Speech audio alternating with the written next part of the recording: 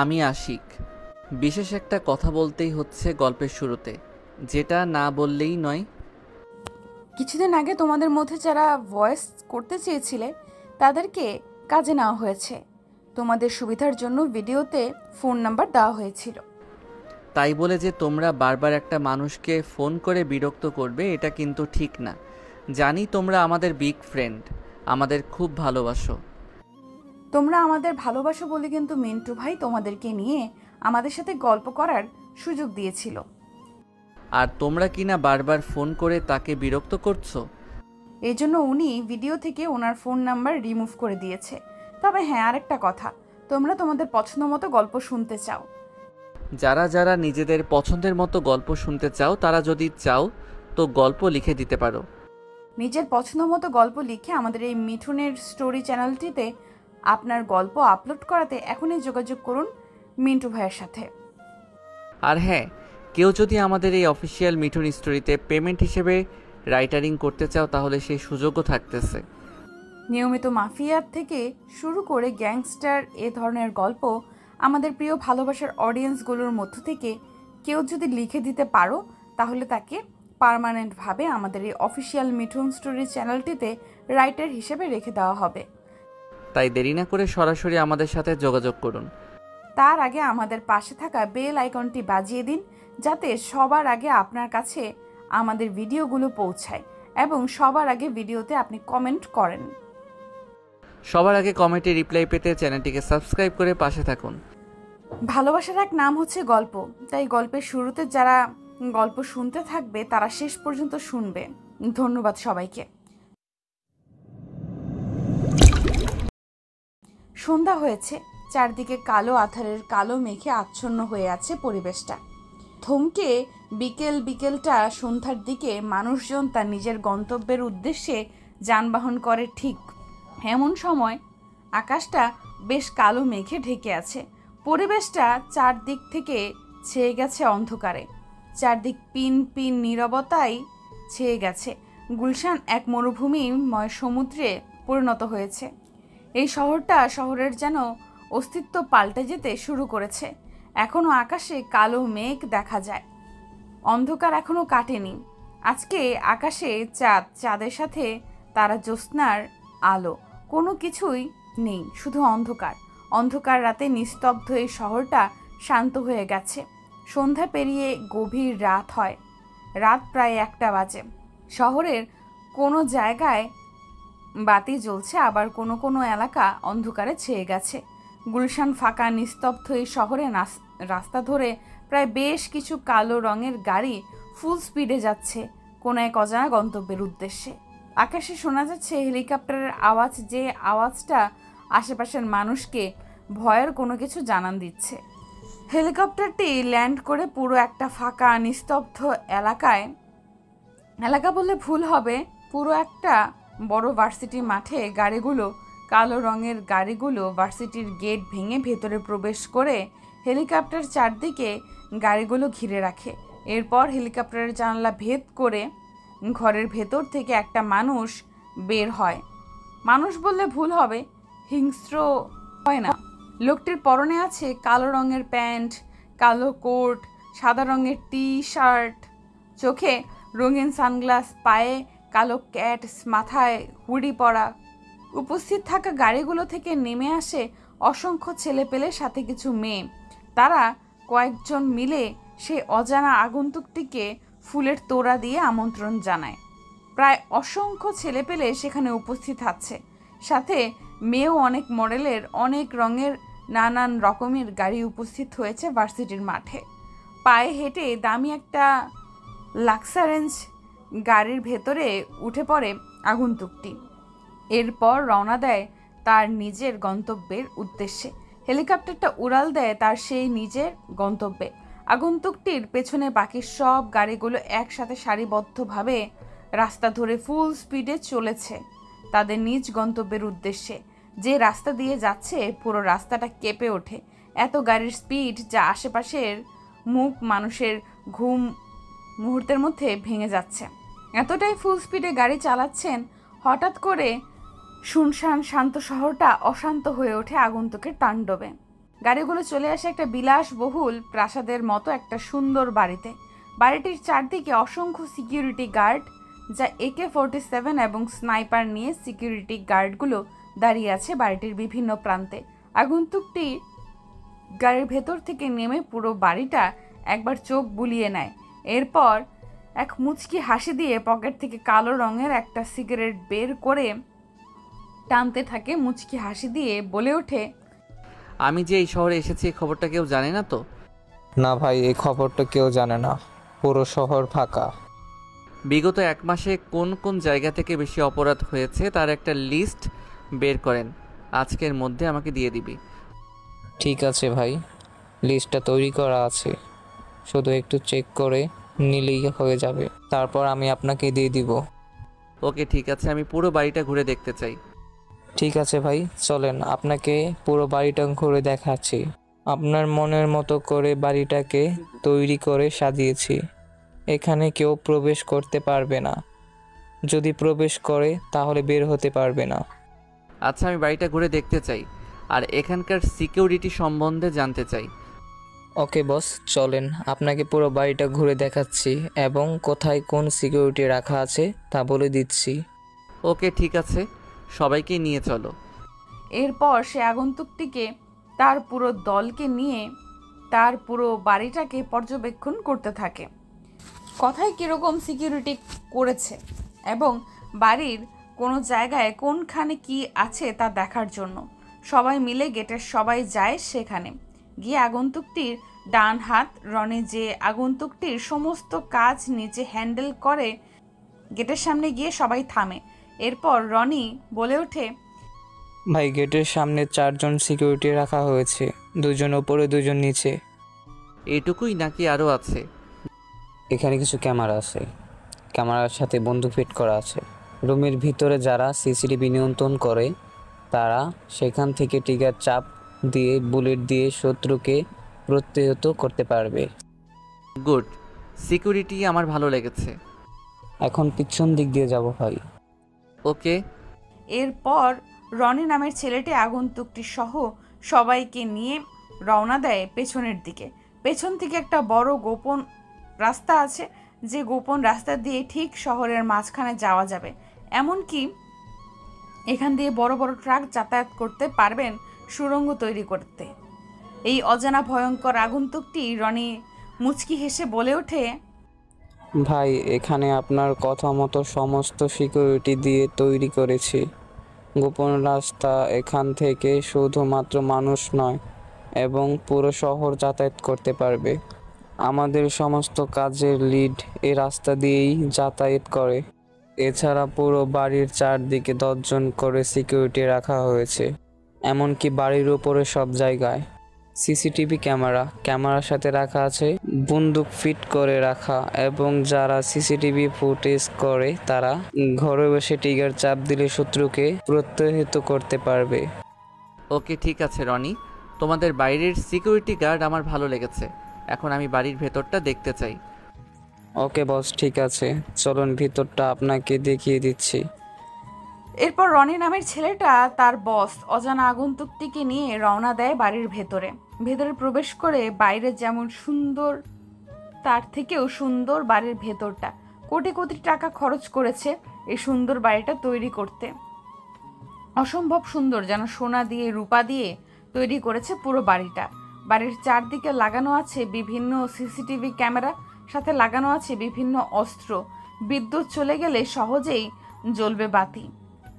লাগা আছে বিভিন্ন রকম জেনারেটর এবং আইপিএস। ড্রয়িং রুমটা একটা ফুটবল খেলার মাঠের মতো, একটা রুম যেন সুইমিং পুলের সমান। পুরো বাড়িটা একটা রাজপ্রাসাদের চেয়ে অধিক সুন্দর হয়ে উঠেছে।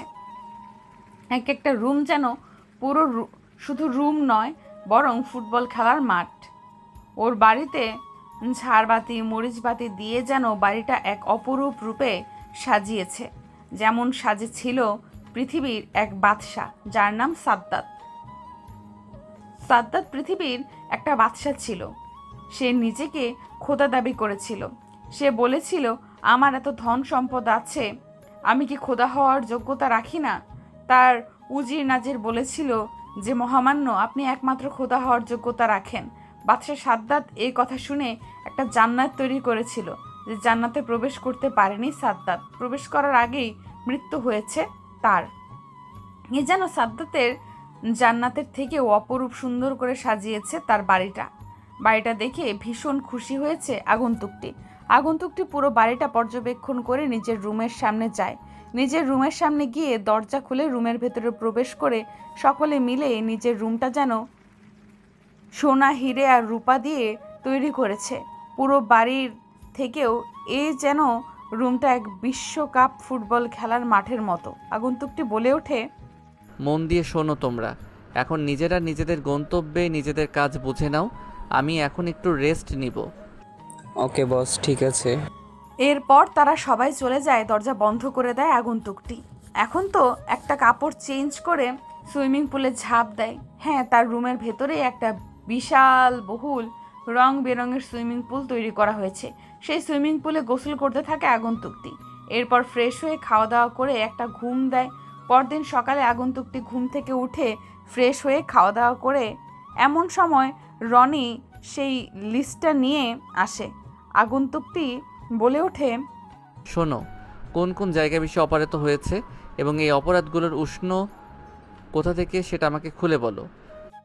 জি ভাই, পুরো ঘটনাটা ভার্সিটি জুড়ে, ভার্সিটি থেকে বিভিন্ন অপরাধ সৃষ্টি হয়েছে। তুই আজকে ভার্সিটিতে অ্যাডমিশনের ব্যবস্থা কর আমার। আমি সহ প্রায় 10 জন ছেলে পেলে যেন অ্যাডমিশন নিতে পারি। ওকে ভাই, আমি সব কিছু ব্যবস্থা আগে থেকেই করে রেখেছি। আপনি চাইলে আজকেই কলেজে যেতে পারেন অথবা কালকেও যেতে পারেন, তবে ভার্সিটি থেকে সাবধান। ভার্সিটিতে আছে জানা অজানা অনেক রহস্যর কথা, যেমন সেখানে আছে মাফিয়া, এমন গোয়েন্দা, কেউ কেউ আছে যারা গুপ্তচর। হাহাহা, আমার থেকে ঠান্ডা মাথায় মাইন্ড গেম খেলতে পারে এমন কেউ এই বাংলার মাটিতে নেই। এই বলে আগন্তুকটি হাসতে থাকেন। ও হ্যাঁ, গল্পের শুরুতেই অনেক কথা হয়েছে, চলুন তাহলে পরিচয় পর্ব করে দিয়ে আসি। কে এই আগন্তুকটি, কোথা থেকে এলো হঠাৎ গল্পের শুরুতেই? আগন্তুকটি কেনই বা এই বাংলার মাটিতে, কি এমন তার উদ্দেশ্য? আগন্তুকটি আর কেউ না, আগন্তুকটি হচ্ছে দ্য গ্রেট বাদশাহ, দ্য ডন সাকিব চৌধুরী। সাকিব হচ্ছেন পুরো আন্ডারওয়ার্ল্ড জুড়ে একটা আতঙ্ক। আতঙ্ক বললে ভুল হবে, পুরো আগুনের গোলা। বড় বড় আন্ডারওয়ার্ল্ডের ক্রিমিনালগুলো সাকিবকে ভয় পায়। দেশের বিভিন্ন দেশগুলো সাকিবের নাম শুনলেই নিজের গন্তব্য থেকে সরিয়ে নিতে বাধ্য হয়। সাকিব দেখতে 6 ফুট 5 ইঞ্চি লম্বায় যেমন, তেমনই স্বাস্থ্যবান, বডি ফিটনেস অসম্ভব সুন্দর, উজ্জ্বল ফর্সা গায়ের রং। বিদেশে থাকায় বিদেশিদের মতো তার চাল চলন এবং হাবভাব। কোটি কোটি টাকার সম্পদ, বাড়ি গাড়ি, ধন সম্পদের মালিক সে। শুধু তার নামটা বড় বড় মাফিয়ারা নয়, নবজাতক শিশুরাও যেন মনে রেখেছে। এতটাই ভয়ঙ্কর ও হিংস্র এই সাকিব। সাকিব বলে কম, মারে বেশি, বোঝায় কম, কোপায় বেশি। সাকিব এখানে আসার একটাই উদ্দেশ্য, সেটা হচ্ছে অপরাধ দমন করে। সাকিব বিভিন্ন অপরাধকে দমন করতে সাকিব চৌধুরী বলে পরিচিত হয়েছে পুরো বিশ্বের মানুষের সামনে। সাকিবকে দেখতে যত সুন্দর, তার থেকেও সে ভয়ঙ্কর, ভীষণ ভয়ঙ্কর। সাকিব এখানে আসার মূল কারণ হচ্ছে মৃত ব্যক্তিদের লাশকে মাটিতে দাফন না করে বরং লাশ রাখার মর্গে মৃত মেয়েদেরকে রেপ করছে কোনো এক দল, তা নিয়ে ব্যবসা করছে। ভার্সিটি থেকে দিন দিন মেয়েরা গায়েব হয়ে যাচ্ছে। বিভিন্ন জায়গার ড্রাগস স্মাগলিং বেড়ে যাচ্ছে, বেড়ে গিয়েছে রাস্তায় খুন খারাপি। তাই লন্ডন থেকে ব্যাক করেছে বাংলাদেশের উদ্দেশ্যে এই আগন্তুক, এবং নিজের প্রতি হওয়া অন্যায়ের প্রতিশোধ নিতে এসেছে বাংলার মাটিতে। সাকিবের সাথে ছোটবেলায় একটা ঘটনা ঘটেছিল। সাকিবের বাবা মা কেউ নেই এই পৃথিবীতে বেঁচে। ছোটবেলায় কেউ তাদেরকে খুব নৃশংসভাবে মেরে ফেলেছিল। সাকিবের চোখের সামনে সাকিব তখন ছোট ছিল বলে সাকিবকে ছেড়ে দিয়েছে। পরিবেশের সাথে লড়াই করতে করতে বড় হয়ে ওঠে সাকিব। সাকিব শুধু এখন বড় নয়, বরং আন্ডারওয়ার্ল্ডের বড় একটা মাস্তান হয়েছে। আপাতত এইটুকুই থাক, গল্পের সাথে থাকলে সবটুকু জানানো হবে। আর হ্যাঁ, যারা নতুন শুনছো তারা অবশ্যই চ্যানেলটিকে সাবস্ক্রাইব করে পাশে থাকো। কুখ্যাত সন্ত্রাসী ও আন্ডারওয়ার্ল্ডের টপ ক্রিমিনাল এবং সন্ত্রাসীদের লিডার বাদশাহ দ্য ডন সাকিব চৌধুরী বলে ওঠে, আমার সাথে কে কে ভার্সিটিতে যাবে তৈরি হয়ে নাও। আর কোন কোন জায়গায় অপরাধ হচ্ছে আজকে রাতে তা আমি মিশনে যাব আমরা। ওকে বস, ঠিক আছে, সব হয়ে যাবে। ভার্সিটিতে গিয়ে কেউ যেন আমাকে গিয়ে সাকিব ভাই না বলে, শুধু সাকিব বলে ডাকবে। ওকে ভাই। এরপর তারা নিজেদের গন্তব্যের উদ্দেশ্যে বেরিয়ে পড়ে। পুরো শহরটা হইচয়ে মেতে ওঠে। গাড়ি ঘোড়া যানবাহন মানুষের কোলাহলে ভরে ওঠে নতুন করে এই শহরটাতে। সকাল 9টা বাজে। ভার্সিটির গেটের সামনে হেলতে দুলতে ভার্সিটির ভেতরে প্রবেশ করছে কেউ একজন। পরনে আছে তার সাদা রঙের একটি টি শার্ট, পরনে ঢিলে ঢালা প্যান্ট, চোখে মোটা ফ্রেমের সাদা রঙের চশমা, চুলগুলো চিরুনি দিয়ে আঁচড়ে নেওয়ায় মাথা চুপচুপ করে তেল দিয়েছে। দেখতে মোটামুটি শ্যামলা না হলেও কালো রঙের ব্যক্তিটি। পরনে থাকা টি শার্টটা ঘেমে একাকার, শরীরের সাথে লেপ্টে আছে। পায়ে থাকা স্যান্ডেলগুলো অনেক পুরনো, প্রায় ক্ষয় হয়ে গেছে। কলেজের গেট দিয়ে ভার্সিটিতে প্রবেশ করে ছেলেটি এদিক ওদিক তাকিয়ে নাকের কাছে চশমা এনে আবার ডানে বামে তাকিয়ে চশমাটাকে ঠিক করে সামনের দিকে রওনা দেয়। ছেলেটি ভার্সিটিতে প্রথম, তাই কোনো দিকে যেতে হবে বুঝতে পারছে না। চারদিকে শুধু উঁচু উঁচু বিশাল বড় বিল্ডিং। এরকম বড় বড় ভবন দেখে ছেলেটি হিমশিম খেয়ে যায়। কোন দিকে যাবে বুঝতে পারে না। নিজের মতো করে পায়ে হেঁটেই চলেছে। কয়েক পা সামনে এগিয়ে যেতেই ছেলেটা কারোর সাথে ধাক্কা খায়। ধাক্কা খেয়ে ছেলেটি পড়ে যায়। চশমাটাকে খুঁজতে থাকে। অবশেষে কেউ একজন ছেলেটির চশমা খুঁজে তাকে পরিয়ে দেয়।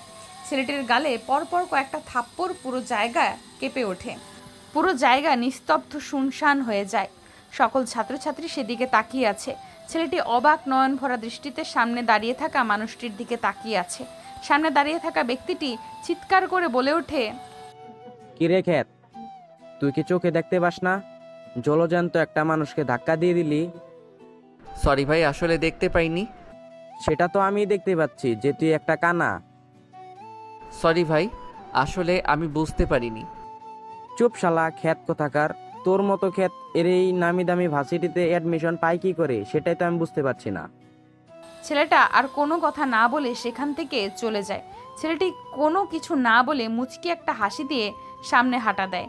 সামনে দেওয়ালে স্পষ্ট লেখা আছে যে কোনো ভবনে কোন ডিপার্টমেন্টের ছাত্রছাত্রীরা কোন ক্লাসরুমে যাবে। সাকিব যেহেতু অনার্স দ্বিতীয় বর্ষের ছাত্র, সেজন্য সে নিজের ক্লাসরুম খুঁজতে থাকে। খুঁজতে খুঁজতে নিজের ক্লাসরুমে চলে যায়। নিজের ক্লাসরুমের দরজা খুলে ভেতরে প্রবেশ করতেই তো সাকিবের চোখ কপালে, কেননা ক্লাসরুমে কোনো ছেলে নাই, আছে শুধু মেয়ে। এতগুলো মেয়েকে দেখে টাসকি খেয়ে যায় সাকিব। সাকিব ভেতরে প্রবেশ না করে যখনই চলে আসতে যাবে বাইরে, তখনই ক্লাসরুমের ভেতর থেকে কোনো এক মেয়ে সাকিবকে দেখে ফেলে। সাকিবকে দেখে ফেলার সাথে সাথে মেয়েটি বলে ওঠে পেছন থেকে, এই যে হিরো, কোথায় যাচ্ছিস, ভেতরে আয়। মেয়েটির কথা শুনে ছেলেটি সেখান থেকে থমকে যায়। কি করবে বুঝতে পারছে না, কেননা ভেতরের মেয়েগুলো শুধু বসে নেই, বরং সিগারেট টানছে, কেউ বিয়ার খাচ্ছে, কেউ সিগারেট টানছে। সাকিব বুঝতে পারে না কি করবে। মেয়েটা পেছন থেকে আবার বলে ওঠেন, কিরে, নিজের থেকে আসবি নাকি তোর কাছে যেতে হবে? সাকিব আর কোনো উপায় না পেয়ে মেয়েটির কথা মতো তাদের সামনে গিয়ে দাঁড়ায়। ছেলেটির দিকে তাকিয়ে সবাই হাসতে থাকে। হাসতে হাসতে যেন সবার পেট ফেটে যাচ্ছে। মেয়েগুলো বেঞ্চ থেকে উঠে সাকিবের চারপাশে ঘুরতে থাকে আর হাসতে থাকে। কেউ সাকিবের শার্ট ধরে টানছে, কেউ তার চুলগুলো এলোমেলো করে দিচ্ছে, কেউ তার জামা ধরে টানছে। তাদের মধ্যে থেকে শাকিলা নামের মেয়েটি বলে ওঠে, কিরে, তুই তো দেখতে হিরো আলমদের মতো। শুধু হিরো না, বল স্মার্ট, স্টাইলিশ, সুপার হিরো খ্যাত বাবু। শুধু খ্যাত নয়, তুই তাহলে বিশ্বখ্যাত। তোকে দেখতে যতটা সুন্দর, তার থেকে দেখতে রাস্তার কুত্তাগুলোও বেশি সুন্দর। যা বলেছিস শাকিলা, একে দেখলে তো ভাত খাওয়ার রুচিটা পর্যন্ত চলে যাবে। না আপু, আসলে আমি ভার্সিটিতে অ্যাডমিশন নিয়েছি। আমি অনার্স দ্বিতীয় বর্ষের ছাত্র। আমার নাম সাকিব। তোকে কি আমরা পরিচয় দিতে বলেছি? তুই যেভাবে পরিচয় দিচ্ছিস মনে হচ্ছে আমরা তোকে বিয়ে করব। না আসলে আপু, এই শাকিলা দেখ, আমাদের হিরো খ্যাত বাবুর চশমাটা কত সুন্দর। জানি না কোন বিদেশি আমলের এই খ্যাত চশমা পরে এসেছি। আজকের যুগের মানুষ এরকম চশমা পরে? তুই শুধু চশমাটাই দেখতে পেলি, আর কিছু দেখতে পেলি না? ওর পরনে থাকা পোশাক, পায়ে স্যান্ডেল, ঢিলেঢালা পোশাক, মাথা থেকে এখনো খাঁটি সরিষার তেল চুইয়ে চুইয়ে পড়ছে, গায়ের রং কালো। জানি না কতদিন ধরে যে ও গোসল করে না, সে আল্লাহ মালিক জানে। যা বলেছিস, এ কি যে কেউ দেখলে ভয় পেয়ে যাবে, আর যদি রাতে কেউ দেখে ওই মানুষটা নিশ্চয়ই হার্ট স্ট্রোক করবে। আপু আমি তাহলে এখন আসি, প্রিন্সিপাল স্যারের সাথে আমার দেখা করতে হবে। এই বলে ছেলেটি চলে যাচ্ছিল। শাকিলা ও তার দলবল ছেলেটিকে নিয়ে হাসাহাসি আর রং তামাশায় মেতে উঠেছিল। পুরো ক্লাস জুড়ে শুধু মেয়ে, কোনো ছেলে নেই। প্রত্যেকটা মেয়ে সিগারেট খাচ্ছিল। শাকিলা ওদের মধ্যে লিডার, পুরো ভার্সিটির একটা বাঘিনী। শুধু বাঘিনী বললে ভুল হবে, পুরো ভার্সিটির রাজত্বটাই শুধু তার রাজত্বে। শাকিলার নামটা শুনলে ছেলেগুলো ভয়ে কোনো কথা বলে না। শুধু ছেলে নয়, শিক্ষকরা পর্যন্ত শাকিলাকে ভয় পায়। আমাদের গল্পের নায়িকা শাকিলার পরিচয়টা পরে দিচ্ছি। যখন সাকিব চলে আসতে যাবে তখনই পেছন থেকে শাকিলা সাকিবের শার্টের কলার ধরে টান দেয়। আচমকা টান দেওয়াতে সাকিবের শার্টটা পেছন থেকে ছিঁড়ে যায়। ছেলেটার এমন অবস্থা দেখে সবাই হেসে ওঠে। তার থেকেও অবাক হয়ে যায় উপস্থিত থাকা সকলে, কেননা পিঠের খানিকটা অংশ ছিঁড়ে গিয়েছে। পিঠের অংশটা দেখা যাচ্ছে। সাকিবের উজ্জ্বল ফর্সা পিঠের গায়ের রং এত সুন্দর, আর উজ্জ্বল ফর্সা ধবধবে গায়ের রং, মেয়েগুলোর হাসি মুখটা মুহূর্তের মধ্যেই বন্ধ হয়ে যায়। শাকিলা এটা দেখে বলে ওঠে, কিরে তোর মুখ হাত পা দেখতে তো কালো, অথচ ভেতরটা এত ফর্সা আর উজ্জ্বল কি করে? নাকি তুই ভেতরে ক্রিম মাখতেছিস? যা বলেছিস শাকিলা, আমি জানতাম মানুষ ফর্সা হওয়ার জন্য মুখে ক্রিম মাখে, এই খ্যাত থেকে তার ভেতর ফর্সা করার জন্য রাতে মাখছে ভেতরে। সাকিব কোনো কথা বলে না, চুপচাপ দাঁড়িয়ে আছে। শাকিলা নামের মেয়েটি আবারও বলে ওঠে, শোন, তুই এই ভার্সিটিতে ভর্তি হয়েছিস ভালো কথা, আমাকে চিনে রাখ, আমি শাকিলা। আমার সাথে কখনো ঝামেলা করতে আসিস না।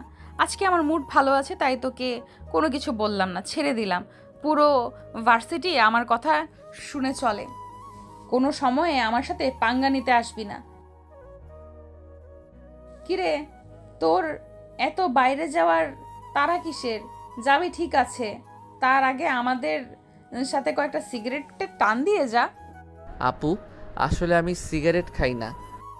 তোর মতো টোকাই ছেলেগুলো যে সিগারেট খায় সেটা আমি আগে থেকেই জানি, তাই লজ্জা না পেয়ে আমার মুখের সিগারেটটাই তুই খা। শাকিলা নামের মেয়েটির কাছ থেকে উপস্থিত থাকা সবাই হা করে তাকিয়ে আছে। যেভাবে সিগারেট খাচ্ছে তাতে তাকে দেখে মনে হচ্ছে সে প্রফেশনাল সিগারেট খোর। সাকিবের সিগারেট খাওয়া স্টাইল দেখে সবাই মুগ্ধ হয়ে সেদিকে তাকিয়ে আছে। নিকোটিনের ধোঁয়াগুলো আকাশে উড়িয়ে দিয়েছে। সাকিবের একদম সিগারেট খাওয়া দেখে শাকিলা বলে ওঠে, কিরে খ্যাত, তোকে তো দেখে প্রফেশনাল সিগারেট খোর মনে হচ্ছে। তাছাড়া তোর চলাফেরা হাব ভাব দেখে বোঝাই যাচ্ছে তোকে দেখতে যা তুই আসলে ঠিক তা নোস। সাকিব এই কথা শুনে চমকে ওঠে, খো খো করে কেসে ওঠে। সাকিব সেখানে আর কোনো কথা না বলে মুচকি একটা হাসি দিয়ে বলে ওঠে, আসসালামু আলাইকুম আপু, আমি তাহলে আসি। এবার সাকিব যেখান থেকে দ্রুত চলে যায়। এক মুহূর্ত সেখানে দেরি না করে বেরিয়ে পড়ে ভার্সিটির বাইরে এসে রাস্তার এক সাইড ধরে নিজের পায়ে হেঁটে যেতে শুরু করেছে নিজের গন্তব্যের উদ্দেশ্যে। সবাই সাকিবের দিকে তাকিয়ে আছে, কেননা পুরো শহরের পোশাক আর সাকিবের পোশাক ভিন্ন। হাবাগোবা ছেলেটি হেলতে দুলতে রাস্তার এক সাইড ধরে এগিয়ে চলেছে তার নিজের গন্তব্যের উদ্দেশ্যে। খানিকটা পথ যেতে না যেতেই সবার সামনে চোখের অগোচরে জনশূন্য এলাকার মাঝে বিশাল বহুল একটা দামি কার এসে থামে। ছেলেটি এদিক ওদিক তাকিয়ে সেই দামি কারের ভেতর উঠে বসে। গাড়িটা রওনা দেয় তার গন্তব্যের উদ্দেশ্যে। এদিকে শাকিলা বলে ওঠে, ওই খ্যাতের এত বড় সাহস, সে আমার কথা অমান্য করে এখান থেকে বেরিয়ে গেল। কালকে ওকে বোঝাবো এই শাকিলা কি জিনিস। গাড়িটা চলে আসে একটা বাড়ির ভেতর। হ্যাঁ, সাকিবের বাড়ির ভেতর। ছেলেটা আর কেউ নয়, ছেলেটা ছিল সাকিব। চলুন সাকিলাকে, সাকিলার পরিচয় কি জেনে আসি। সাকিলা হচ্ছে এখানকার নেতার মেয়ে। নেতার মেয়ে বললে ভুল হবে, শুধু নেতা না, বড় নেতা, রাজা, যার নেতৃত্বে পুরো শহর চলে। তিনি হচ্ছে রেলওয়ে মন্ত্রী। সাকিলার বাবা হচ্ছে একজন রেলওয়ে মন্ত্রী। বাবা মায়ের একমাত্র সন্তান সাকিলা। সাকিলা দেখতে অসম্ভব সুন্দর, তবে সবসময় সে ছেলেদের মতো পোশাক পরে। T shirt, jeans pant, sunglass, shoes, jacket এসব পরে ভার্সিটি আসে। আর হ্যাঁ, সে মেয়ে হয়ে কিন্তু R15 নতুন ভার্সনের বাইক চালায়। দেখতে দেখতে ভার্সিটির ছুটি হয়ে যায়। সাকিব নিজের বাড়িতে এসে খাওয়া দাওয়া করে ফ্রেশ হয়ে ল্যাপটপে কাজ করতে থাকে। এমন সময় সেখানে রনি এসে বলে ওঠে, ভাই একটা খবর আছে, শুধুমাত্র এখন খবরটা দিল। হাবিব বলল ফোন করে যে আজকে নাকি লাশ রাখা মর্গে মৃত মেয়েদের লাশগুলোর সাথে ব্যবসা করা। মানে কি, বিষয়টা খুলে বলো। মানে হলো ভাই, ওখানকার যে দায়িত্বে আছে মৃত মেয়েদের লাশকে কিছু টাকার বিনিময়ে বিক্রি করে সেখানকার কিছু মাদক আসক্ত ছেলেপেলের কাছে, যারা রাস্তার টোকাই মৃত লাশগুলোকে তারা রেপ করে। কি বলছিস তুই, শিওর তো? জি ভাই, আমি 100% শিওর। কুত্তার বাচ্চাগুলোর আজকে আমি শেষ দিন দেখতে চাই। তাদেরকে আমি আমার নিজের হাতে জবাই করতে চাই। সমস্ত কিছু রেডি কর। হ্যাঁ ভাই, সব কিছু রেডি করা আছে। আমাদের ছেলেপেলে চারদিক দিয়ে ঘিরে আছে ছদ্মবেশে, সম্পূর্ণ এলাকা জুড়ে শুধু আমাদের ছেলেপেলেগুলো। ওকে, ঠিক আছে। এই বলে সাকিব কম্পিউটারে আরও কিছু কাজ করে ইমোতে দেখতে দেখতে গভীর রাতে পরিণত হয়। রাত 10টা বাজে। পুরো জায়গাটা নিস্তব্ধ আর শুনশান। সাকিব নিজের পোশাক চেঞ্জ করে। আগন্তুকটি ছদ্মবেশে বেরিয়ে পড়ে তার নতুন গন্তব্যের উদ্দেশ্যে। সাদা রঙের টি শার্টের সাদা কোট, সাদা প্যান্ট সাদা ক্যাটস, সাদা রঙের সাদা সানগ্লাস, মাথায় সাদা রঙের হুডি পরা, কপালে রুমাল বাঁধা, হাতে ব্রেসলেট, ডান হাতে সিগারেট, বাম হাতে বন্দুক। গাড়ির ভেতরে বসে সাকিবের পেছন পেছন আরও 10টা গাড়ি গন্তব্যের উদ্দেশ্যে যায়। অন্যদিকে পুরো জায়গা জুড়ে শুধু নিস্তব্ধতা। চারদিকটা অন্ধকার আর শুনশান। বৃষ্টিতে পরিবেশটা থমকে উঠেছে। আকাশ বিকট আওয়াজে বিদ্যুৎ চমকাচ্ছে। আকাশটা বিকট আওয়াজে বজ্রপাত করছে। আকাশে এরকম ভয়ঙ্কর বজ্রপাত চারিদিকটা কেঁপে উঠছে। আষাঢ় শ্রাবণ মুষলধারায় চারিদিকটা বৃষ্টি পড়ছে। বৃষ্টির শব্দে চারদিকটা মুখরিত হয়ে উঠেছে। চারিদিকে ভীষণ অন্ধকার হয়েছে।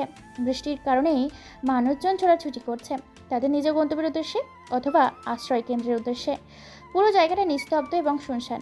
শহরের বাইরে পরিত্যক্ত নিস্তব্ধ জায়গা। গলিগুলো রাস্তার পাশে এসে থামে চারিদিকে। বৃষ্টি পড়ছে। গাড়ির ভেতর থেকে এক এক করে সবাই বের হয়। এবার গাড়ির ভেতর থেকে বের হয় সাকিব। অন্যদিকে প্রায় 10 জন ছেলেপুলে প্রবেশ করেছে লাশের কারখানায়, মর্গের ভেতর যেখানে মৃত ব্যক্তিদের রাখা হয়। সেখানে গিয়ে ছেলেগুলো সেখানকার নাইট ডিউটি সিকিউরিটির দায়িত্বে থাকা ব্যক্তিটিকে কয়েকটা টাকার বান্ডিল দেয়। সিকিউরিটি গার্ড টাকা পেয়ে খুশিতে হাত ধরা মুচকি এসে ছেলেগুলোকে উদ্দেশ্য করে বলে ওঠে, ভিতরে তোদের জন্য সবকিছু রেডি করে রাখা আছে। তবে সত্যি কথা বলতে, আগে যেগুলোকে তোরা ভোগ করছিস তাদের থেকেও আজকে অনেক সুন্দর সুন্দর মাল রাখা আছে, যাদের ফিগার দেখলে তোরা পাগল হয়ে যাবি। সিকিউরিটি গার্ডটি এই কথা বলাতে ছেলেগুলো ভেতরে প্রবেশ করে। ভয়ঙ্কর একটা পরিবেশে শুধু লাশ আর লাশ। চারিদিকে অন্ধকার। শুনশান শহরের ঠিক বাইরে। এদিকে তেমন কেউ আসে না। পুরো নিস্তব্ধ আর শুনশান থাকে। এদিকে তেমন কেউ আসে না একদম শহরের বাইরে। ছেলেগুলো এক এক করে মেয়েগুলোর উপর থেকে সাদা রঙের চাদরটা সরিয়ে দেয়। ছেলেগুলো মেয়েগুলোর মধ্যে উলঙ্গ শরীর দেখে লোভ সামলাতেই মেতে ওঠে। ছেলেগুলোর পরনে থাকা পোশাকগুলো এক এক করে খুলে ফেলতে শুরু করে। এরপর মেয়েদের মৃত লাশগুলো নিজেদের আয়ত্ত নিয়ে একের পর এক খুবলে খুবলে খেতে থাকে, ট্রেপ করতে থাকে পাগলের মতো, নিজেদের মতো সুখ নিতে থাকে। মৃত লাশগুলোকে যেভাবে পাচ্ছে ঠিক সেইভাবেই ব্যবহার করছে। বাইরে বসে আছে সিকিউরিটি গার্ড দুজন। তারা নিজেদের মতো সিগারেট টানছে। এদিকে এই প্রচণ্ড বৃষ্টিতে ভিজতে ভিজতে মর্গের সামনে এসে দাঁড়ায় সাকিব সহ তার দলবল। হঠাৎ করে সিকিউরিটি গার্ডগুলো এতগুলো মানুষকে দেখে চমকে ওঠে। কি বলবে বুঝতে পারে না। ভয়ে তাদের গলা শুকিয়ে গেছে। কেননা বন্দুক, বিভিন্ন অস্ত্র, কুড়াল, বিভিন্ন ধারালো ব্লেড, যেগুলো নিয়ে মানুষ হত্যা করা যায়। ভয়ে ভয়ে সিকিউরিটি গার্ডটি বলে ওঠে, কে তোমরা? আর এতগুলো মানুষ তোমরা কি করে? তোমাদের হাতে অস্ত্র কেন? তোমাদের কি মেয়ে চাই? লোকগুলোর কথা শুনে পাগলের মতো হাসতে থাকে সাকিব। সাকিব মুচকি এসে পকেট থেকে সিগারেট বের করে এই বৃষ্টি ভেজা রাতে পাগলের মতো টানতে থাকে। মুচকি এসে সাকিব বলে ওঠে, কুত্তার বাচ্চা, শালা শুয়োরের বাচ্চা, মেয়ে নয়, তোর জানটা চাই আমার। হঠাৎ করে গম্ভীর আওয়াজে সিকিউরিটি গার্ডটি এ কথা শুনে চমকে ওঠে। ভয়ে গলা শুকিয়ে যায়, হাত পা কাঁপাকাঁপি শুরু করেছে। তোরা জানিস না তোরা কি বলছিস? তোদের মাথা ঠিক আছে? দেখ, তোদের মেয়ে লাগলে বল। এতে অসংখ্য মেয়ে আছে, যাকে ইচ্ছে তাকে করে চলে যেতে পারিস, কোনো টাকা দিতে হবে না। আজকে যা ইনকাম করছিস তা দিয়ে 1 মাস চলে যাবে। জানোয়ার কোথাকার, হুমন্দির পুত, তুই কি জানিস আমি কে? কে তুই? তোকে দেখে তো বোঝা যাচ্ছে রাস্তায় কোনো টোকাই, যারা রাস্তায় চাঁদাবাজি করে, রাতের আধারে ডাকাতি করে, তাদের লিডার হবি তুই। কথাগুলো শুনে হাসতে থাকে পাগলের মতো। সাকিবের এরকম হাসি দেখে চমকে যায় সেই দুজন সিকিউরিটি গার্ড। চোখের পলকে পেটের মধ্যে ঢুকিয়ে দেয় দুটো কাচের টুকরা। কাচের টুকরা এফোর ওপর করে পেট ফেট করে বাইরে এসে গোল গোল করে রক্ত বের হতে থাকে। কোনো কথা বলার সুযোগ না দিয়ে বুকের উপর কুড়াল দিয়ে কোপ মারে। এক কোপে কুড়ালটা পেট ফেট করে বাইরে বের হয়ে আসে। এরপর টানতে টানকে মডেলের ভেতর প্রবেশ করে। সেখানে গিয়ে তো মাথা নষ্ট। সকলে নিজের চোখের সামনে এসব দেখে কি করবে বুঝতে পারে না। পুরো পাগলের মতো হয়ে ওঠে সাকিব। সোনার তৈরি কুড়াল দিয়ে কোপাতে থাকে মর্গের ভেতর থাকা অর্ধ উলঙ্গ ছেলেগুলোকে। যাকে যেখানে পাচ্ছে সেখানেই কোপাচ্ছে। মুহূর্তের মধ্যেই পুরো মর্গ রক্ত লালে ছেয়ে যায়। ছেলেগুলোকে কুড়াল দিয়ে কেটে পিস পিস করে ফেলেছে সাকিব। ফ্র্যাগের শরীর ফেটে যাচ্ছে। পুরো দৃশ্যটা ভিডিও করে ফেলে। এরপর সেই সিকিউরিটি গার্ডটি দুটোকে সেখানে চেয়ারে বেঁধে ফেলে রেখে বেঁচে আছে। মনমরা অবস্থা। সাকিব বলে ওঠে, কুত্তার বাচ্চা, তোর সাহস হয় কি করে এই সাকিব বেঁচে থাকতে বাংলাদেশে এরকম জঘন্য অপরাধ করার? ভাই, এই বিভিন্ন ব্যবসার সাথে জড়িত আছে, অবৈধ সব ব্যবসা। বহু বছর ধরে ও এই ব্যবসা করছে, প্রায় কোটি কোটি টাকার মালিক হয়ে গেছে এতদিনে সে। তুই মৃত মেয়েদেরকে নিয়ে ব্যবসা করছিস রাতের আধারে? সাকিব মানে লন্ডনের সেই কুখ্যাত মাফিয়া সাকিব চৌধুরী। আরে হ্যাঁ রে শালা কুত্তার বাচ্চা, তোদের জন্যই ভাই লন্ডন থেকে বাংলাদেশে এসেছে। গত 7 দিন হলো তোদেরকে নিয়ে এই ভাইয়ের প্রথম মিশন শুরু হলো বাংলাদেশে।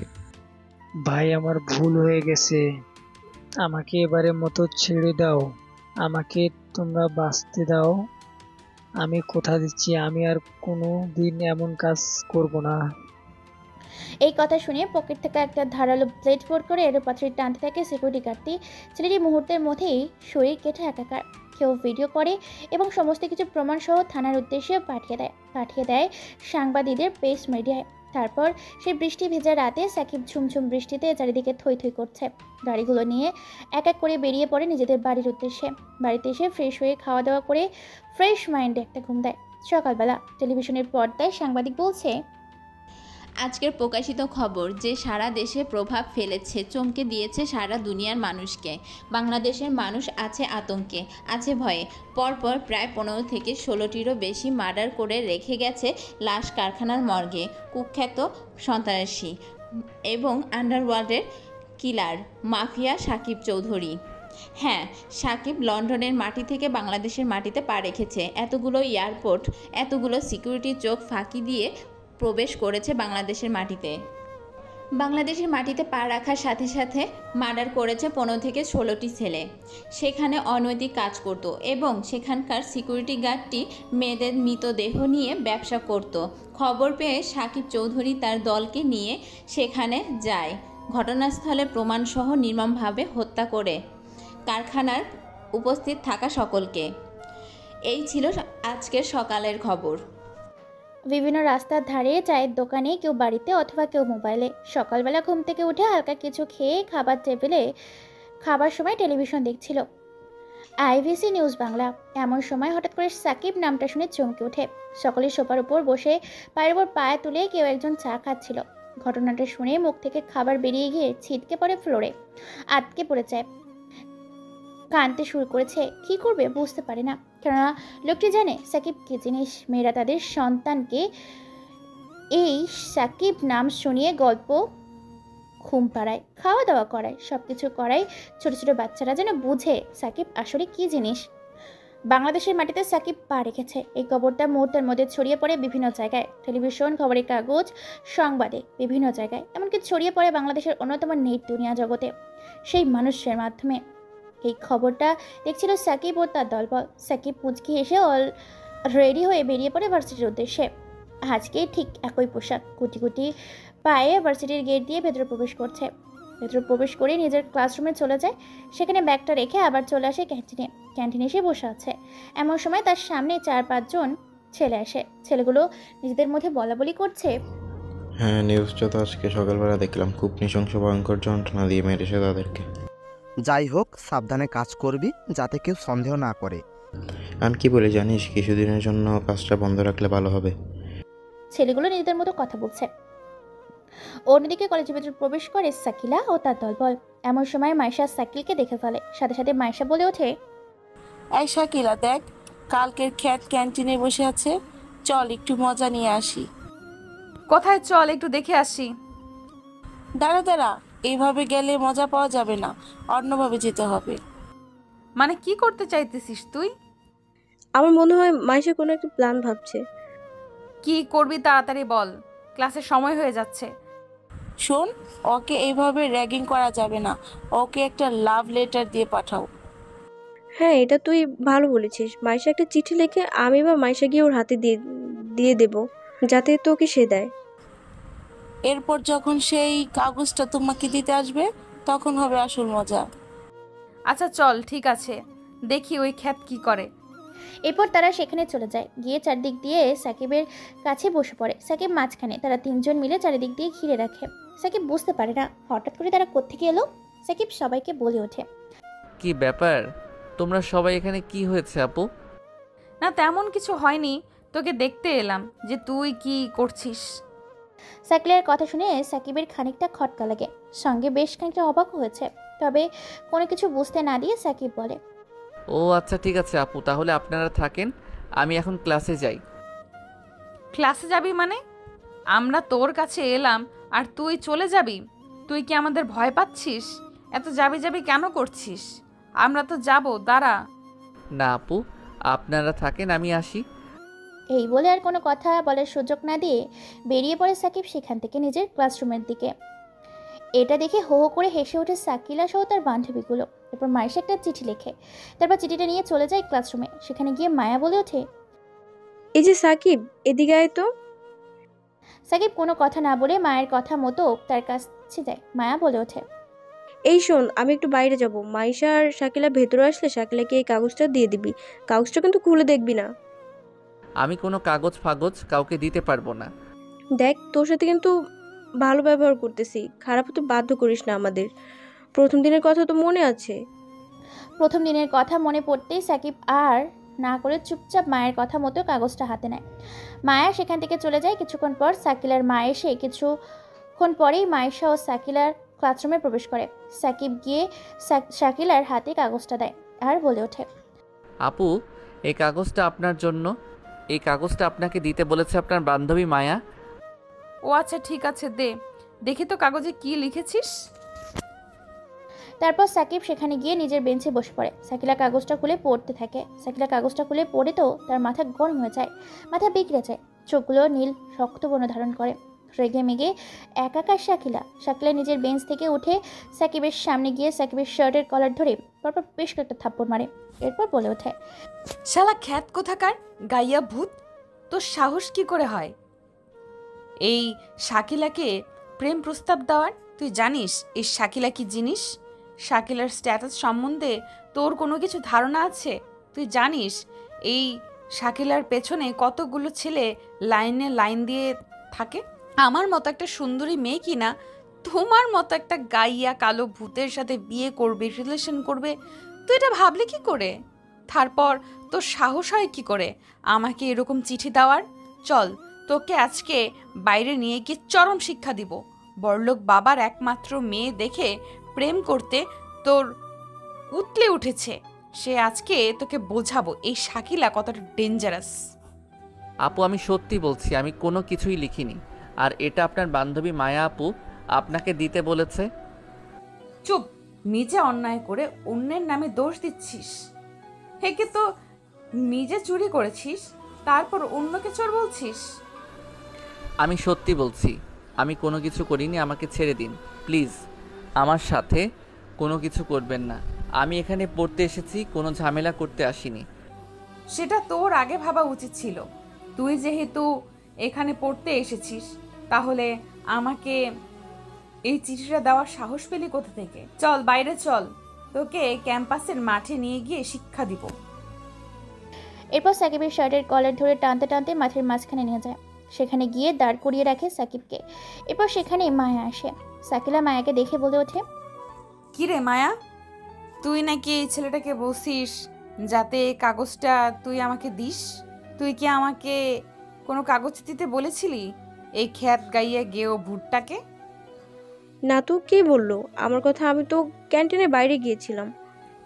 এই যে আমাদের হিরো খ্যাত বাবু, তোর নাম বলছিল যে তুই নাকি এই চিঠিটা দিতে বলেছিস। ওর এত বড় সাহস! দাঁড়া, ওকে আজকে চরম শিক্ষা দেব। এই বলে চোখের ইশারা দিতেই সেখানে মবেল গোবর নিয়ে আসে। এরপর সাকিলা বলে ওঠে, শোন, আমার জুতা খুলে এই গোবরের মধ্যে ভালো করে মাখিয়ে ওর সারা শরীরে জুতা দিয়ে পেটাবো ওকে, এরপর ওর শরীরে মোবাইল ঢেলে দিব। সাকিলা এরপর এক মুহূর্ত দেরি না করে জুতো দিয়ে মারতে মারতে মুহূর্তে পুরো গাল ফাটিয়ে ফেলাচ্ছে। সাকিব কোনো কথা বলে না। সাকিব নিস্তব্ধ কলা গাছের মতো সেখানে দাঁড়িয়ে আছে। এরপর পুরো শরীরে মার্বেল ঢেলে দেয় সাকিবের। যেখানে সেখানে মার্বেল পড়ছে, যেখানে সেখানে কালো কুচকুচে হয়ে গেছে, অনেকটা জায়গা পুড়ে গেছে। সব ব্যথা যন্ত্রণা সহ্য করে চুপচাপ দাঁড়িয়ে আছে সাকিব। কেউ কেউ ভিডিও করছে, আবার কেউ কেউ ফেসবুকে স্ট্যাটাস দিচ্ছে বিভিন্ন রকম। সাকিলা বলে ওঠে, এই শাকিলার সঙ্গে পাঙ্গা নেওয়ার মানে নিজের বিপদ নিজে ডেকে আনা। কথাটা মনে রাখবি খ্যাত কোথাকার। এই বলে যখন সবাই চলে যাবে তখনই পেছন থেকে প্রায় বেশ কিছু বাইকের আওয়াজ শুনতে পায়। সবাই পিছন ঘুরে তাকিয়ে চমকে যায়, কেননা পেছনে প্রায় অনেকগুলো গাড়ি দাঁড়িয়ে আছে। রাকিব সহ তার দলবল। এই রাকিব কে? চলুন তাহলে, রাকিব হচ্ছে সিন্ডিকেট, সাদাবাজির সংবাজি এবং সন্ত্রাসী ক্রিমিনাল। পুরো শহর তার রাজত্ব করে প্রকাশে দিন দুপুরে মানুষ খুন করে। ভার্সিটি তার বেশ দাপট চলে। গাড়িগুলো এসে ব্রেক করে সাকিবের সামনে। ছেলেগুলো মাঝখানে এসে উপস্থিত হয়। সবুজ আর সুমন আর সবুজ এসে বলে ওঠে, ভাই আপনারা এসেছেন? অনেকদিন ধরে ভার্সিটিতে আসা হয়নি। চার দেয়ালে আটকে থাকতে থাকতে শরীরে জং ধরে গেছে। ভাই আপনি ভার্সিটিতে আসবেন আমাদের একবারও জানাবেন না? আপনার জন্য আগে থেকে সব কিছু রেডি করে রাখতাম। সবসময় সবকিছু রেডি করে রাখতে হয় না, কিছু কিছু জিনিস আসার পরে রেডি করতে হয়। ঠিক আছে ভাই, চলেন তাহলে ক্যান্টিনে গিয়ে বসি। ক্যান্টিনে তো যাব, কিন্তু এখন না, পরে। তার আগে বল, ভার্সিটিতে এসব কি হচ্ছে? কি আর হবে ভাই, যেটা প্রতিদিন হয়, র্যাগিং আর মারপিট। প্রেমের প্রস্তাব দিয়েছে শাকিলাকে, তাই শাকিলা সবার সামনে ওকে ওরা র্যাগিং দিচ্ছে। এই কথা শুনে ছেলেটা বাইকের উপর থেকে নেমে পড়ে। তারপর সাকিবের দিকে তাকায়। সাকিব নামের ছেলেটা এরপর একটা সিগারেট বের করে টানতে থাকে। তারপর সাকিবের চারিদিকে ঘুরতে থাকে। হঠাৎ করে সাকিবের গলা চেপে ধরে বলে ওঠে, কিরে, তোর তো দেখিস ভালোই সাহস আছে। যেখানে সবাই কিনা জানে এই রাকিবের একমাত্র প্রিয় ভালোবাসার মানুষ হচ্ছে শাকিলা, সেখানে তুই কিনা এরকম খ্যাত আনস্মার্ট হয়ে শাকিলাকে প্রেমের প্রস্তাব দিস? সাকিব কোনো কথা বলে না। সবাই হা করে সেদিকে তাকিয়ে আছে। হ্যাঁ, রাকিব সাকিলাকে পছন্দ করে, এই জন্য সাকিলা রাকিবকে কতবার মেরেছে তা ঠিক নেই। রাকিব বলে ওঠে, কিরে, সিগারেট খাবি? এরপর সাকিব কোনো কথা বলে না। সাকিবের কাছ থেকে একটা সিগারেট নিয়ে টানতে থাকে। সাকিলা আগে থেকেই জানতো যে সাকিব সিগারেট খায়, তাই সবার সামনে প্রকাশ্যে সিগারেট খেতেই থাকে। রাকিব বেশ অবাক হয়। সাকিব কোনো কিছু বলে ওঠার আগেই সাকিলা বলে ওঠে, এই যে খ্যাত, এই শাকিলা কি জিনিস মনে রাখবি। তোকে ছেড়ে দিলাম, এখান থেকে চলে যা। সাকিব মুচকি এসে সেখান থেকে বেরিয়ে পড়ে ভার্সিটির বাইরে। বাইরে এসে গাড়িতে রওনা দেয়। ভার্সিটি গেটের সামনেই এত বড় গাড়িতে চড়তে দেখে সাকিবকে মাইশা চমকে যায়। সাকিবকে এত বড় গাড়িতে চড়তে দেখে মাইশা গেটের সামনে আস্তে আস্তে গাড়িটা চোখের অগোচরে চলে যায়। বাড়িতে গিয়ে ফ্রেশ হয়ে শরীরের ক্ষতস্থানগুলোকে সেফটি নিতে থাকে সাকিব। রকি বলে ওঠে, ভাই আমাদের আজকের মিশন হসপিটাল। সেখানে গরিব মানুষরা চিকিৎসা নিতে গেলে সেখানে গোপনে তাদের বিভিন্ন অঙ্গ প্রত্যঙ্গ কেটে বিক্রি করে দেওয়া হয়, কেউ বুঝতে পারে না। সব কিছু তৈরি করতে বল। দেখতে দেখতে সন্ধ্যা হতে শুরু করেছে। সাকিব ভীষণ রেগে আছে, কেননা সাকিব এই বাংলাদেশের প্রথম অপমান হয়েছে। সেখানে লন্ডন থাকে, সবাই রাজা বলে চিনে, সেখানে বাংলাদেশে আসার পর অনেক অত্যাচার সহ্য করেছে। সে সিদ্ধান্ত নিয়েছে মিশনগুলো শেষ করার পরেই খাপিয়ে চলবে এবং চরম শিক্ষা দিবে সাকিলাকে। সময় হয়ে গেছে, সবকিছুর হিসাব এক এক করে বুঝে নেবে। নিজের বাবা মার হত্যার প্রতিশোধ নিবে এখান থেকে। বাংলাদেশের মাটিতে একবার পা রেখেছে মানে বাংলাদেশের মাটি তাকে উল্টা পাল্টা করে এক করে দিবে। এইদিকে মাইশা সাকিবকে এরকম একটা লাক্সারি লাল গাড়িতে বসে থাকতে দেখে তার মাথা কাজ করে না, কি করবে বুঝতে পারে না। অবশেষে তারা সকল বান্ধবী একটা হোয়াটসঅ্যাপ গ্রুপে কল করে মাইশা কল করে সবাইকে বলে ওঠে, এই শাকিলা, শুন তোরা, আজকের আমি যা দেখেছি বলার বাইরে। কেন রে, কি হয়েছে? তুই যেভাবে বলছিস মনে হয় মহাভারত অশুদ্ধ হয়ে গেছে। শাকিলা, তুই চুপ কর তো। মাইশা কি বলবে দ্রুত বল, আমি আবার আম্মু ডাকছে।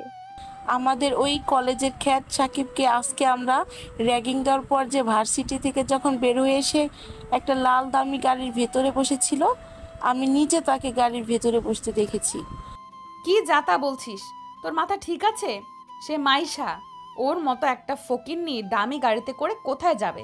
তুই নিশ্চয়ই ভুল দেখেছিস। শাকিলা তুই দাঁড়া তো, মাইশাকে বলতে দে। আমার মনে হয় সে ছদ্মবেশে আমাদের কলেজে ভর্তি হয়েছে, কেননা তার কথা বলা হাব ভাব, তাকে আমরা এত অত্যাচার করি সে কোনো প্রতিবাদ করে না, অথচ আমি আজকে নিজে দেখেছি তাকে। ওকে ঠিক আছে, কালকে ওকে আমরা ফলো করব। যদি তোর কথা সত্যি হয় তাহলে ওকে আচ্ছা করে শিক্ষা দেব।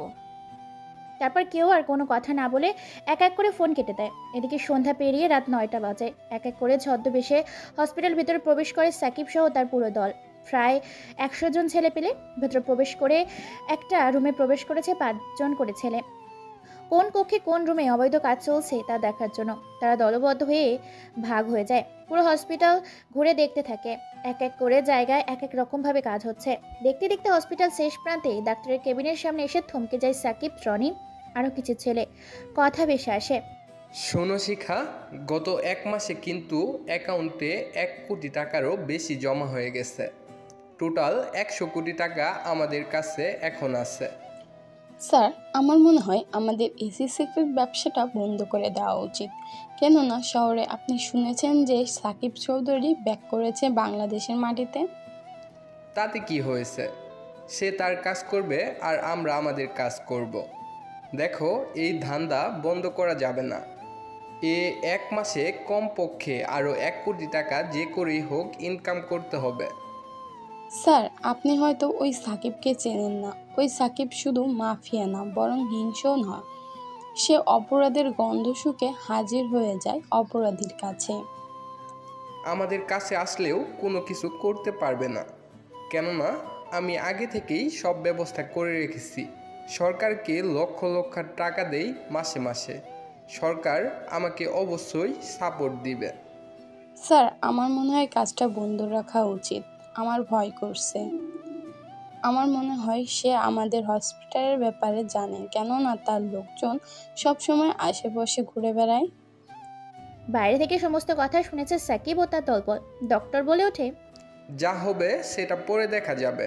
চলো তো আমরা বেডরুমে এখন একটু ফুর্তি করি। কিন্তু স্যার, ব্যাপারটা বুঝুন। কেন জানি না, আমার এখন ভয় করছে। ডক্টর শিখার কোনো কথা না শুনে শিখাকে কোলে করে নিয়ে চলে যায় তার বেডরুমে। সেখানে নিয়ে খাটের উপরে শুয়ে দেয়। মানুষে মেটে ওঠে। সাকিব ও তার দলবল সব কিছু মুচকি হাসি দেয়। তারাও তাদের সাথে পেছন পেছন কেবিনে প্রবেশ করে। সোফার ওপর ধপ করে বসে পড়ে। এতজন মানুষকে হুট করে ভেতরে ঢুকতে দেখে চমকে ওঠে তারা দুইজন মিলে। সাকিব তাদেরকে এভাবে চমকে যেতে দেখে মুচকি হেসে বলে ওঠে, এভাবে চমকে গেলে চলবে? যেটা করছিলি সেটা কর, আমরা এখান থেকে বসে দেখছি সিনেমা। এই কথা শুনে তারা ভয়ে কাঁদতে থাকে। কি বলবে বুঝতে পারে না। সাকিব একটা সিগারেট বের করে মনের সুখে টানতে থাকে। দুজন উলঙ্গ হয়ে খাটের ওপর বসে আছে। এটা ভিডিও করতে থাকে সাকিবের ছেলেপুলেগুলো। কেউ ছবি তুলতে থাকে। সাকিব বলে ওঠে, কুত্তার বাচ্চা, তোর এইখানে সিন্ডিকেট করিস? তোদের জন্য আমার বাবাকে মরতে হয়েছে। তোদেরকে পাঠা ছাগলের মতো জবাই করে মারবো। তোরা চিনিস না আমাকে? এই সাকিব কি করতে পারে? কথাটা বলে তাদের গলার শিরা উপশিরা কেটে দেয়। চিৎকার করে ওঠে তারা। ছটফট করতে থাকে বিছানার উপর। এরপর সিগারেট জ্বালিয়ে তাদের দুজনের চোখ জ্বালিয়ে দেয়। এরপর ব্লেড দিয়ে তাদের বিভিন্ন স্থান কেটে ফেলে, টুকরো টুকরো করে ফেলে। শরীরটাকে ছটফট করতে থাকে। সেখানে রক্তে রক্তাক্ত হয়ে যায়। বিভিন্ন ব্যাংক অ্যাকাউন্ট এবং ফিঙ্গারপ্রিন্ট নিয়ে সমস্ত কিছু নিজেদের নামে করে সেখান থেকে বেরিয়ে পড়ে। যাওয়ার আগে পুলিশকে ফোন করে দেয়। পুলিশ সহ সাংবাদিক চারিদিক দিয়ে ঘিরে ফেলে। পুরো শহরে হইচই পড়ে যায় মুহূর্তের মধ্যে। ঘটনাটা চারিদিকে ছড়িয়ে পড়ে। হইচই পড়ে যায় চারিদিকে। সাংবাদিকরা একের পর এক খবর প্রচার করতে থাকে। দলে দলে মানুষ ভেঙে আসতে থাকে হসপিটালে। বিভিন্ন রকম প্রমাণ সহ সাংবাদিক একের পর এক খবর প্রচার করছে টেলিভিশনের পর্দায়। রাতের খবর, রাতের সংবাদে আমি একের পর এক তথ্য ফাঁস করছি। রাতের আধারে অগোচরে গরিব দুঃখী মানুষের বিভিন্ন অঙ্গ প্রত্যঙ্গ বিক্রি করে কোটি কোটি টাকার পাহাড় তৈরি করেছে।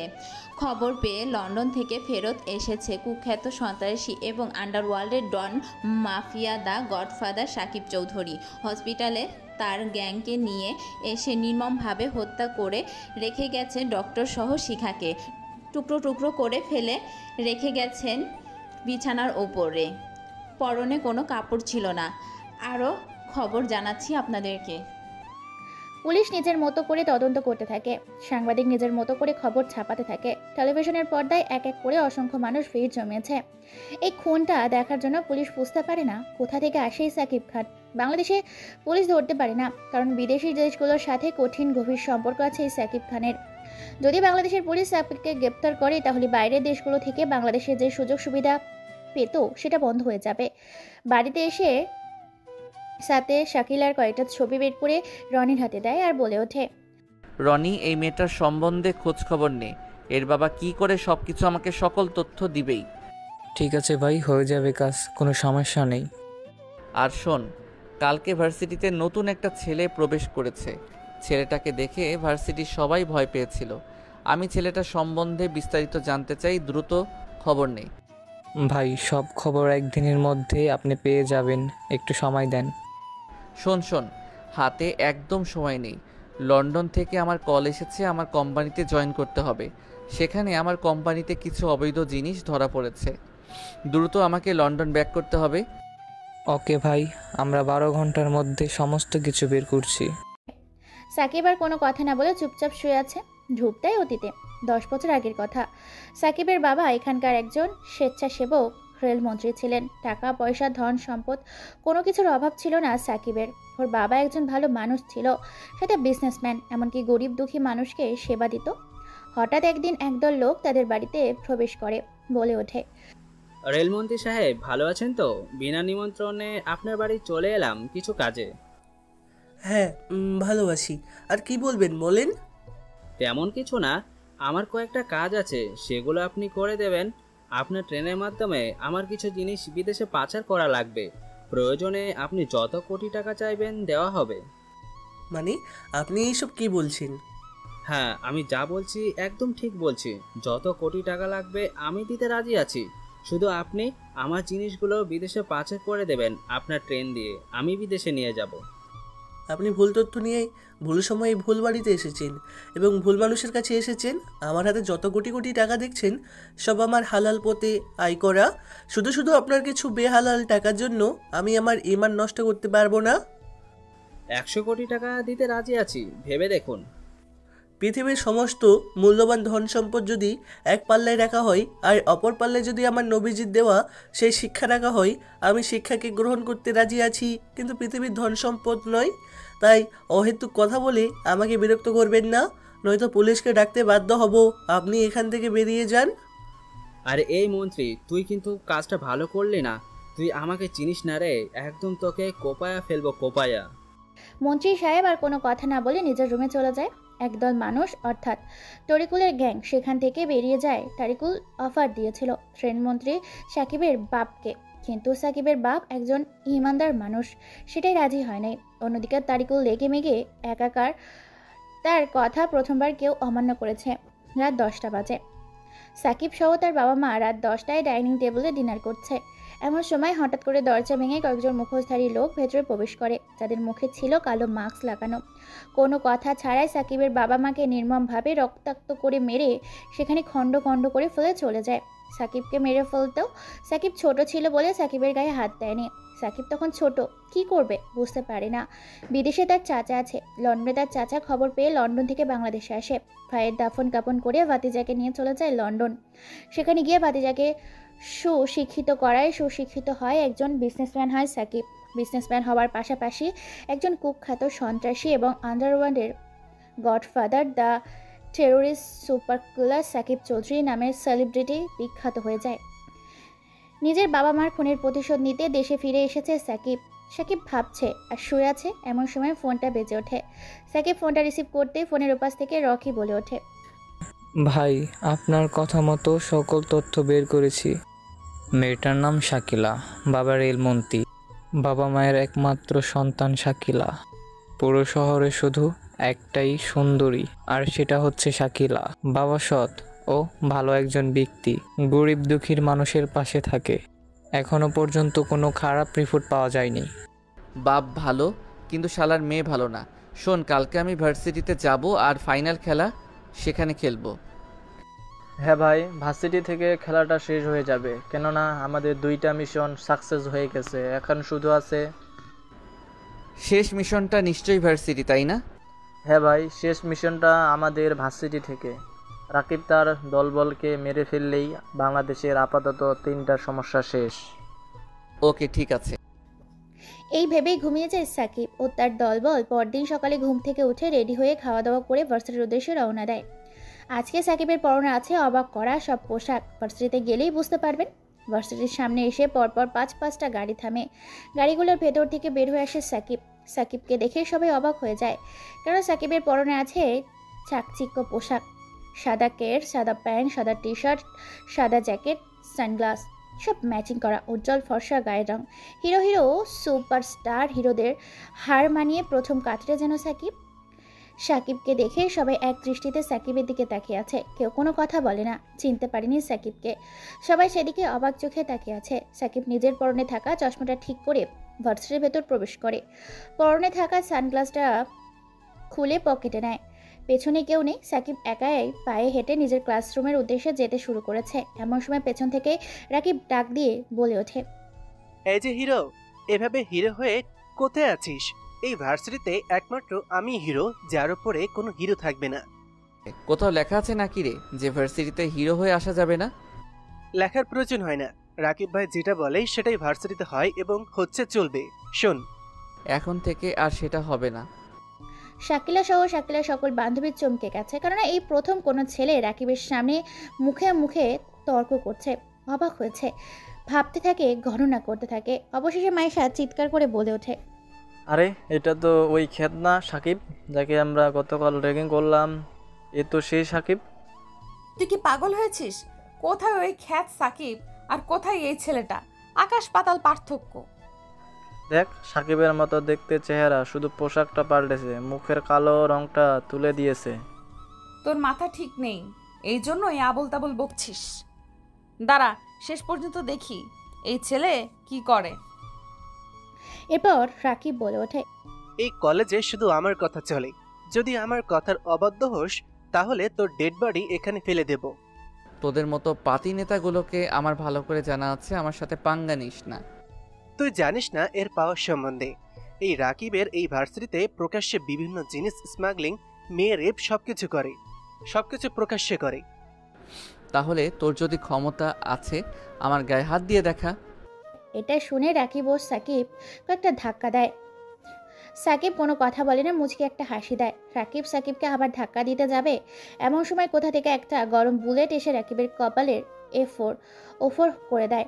ভেদ করে বাইরে বের হয়ে যায়। রাকিবের দেহটা সেখানেই পড়ে যায়। মুহূর্তের মধ্যে পুরো জায়গাটা নিস্তব্ধ হয়ে যায়।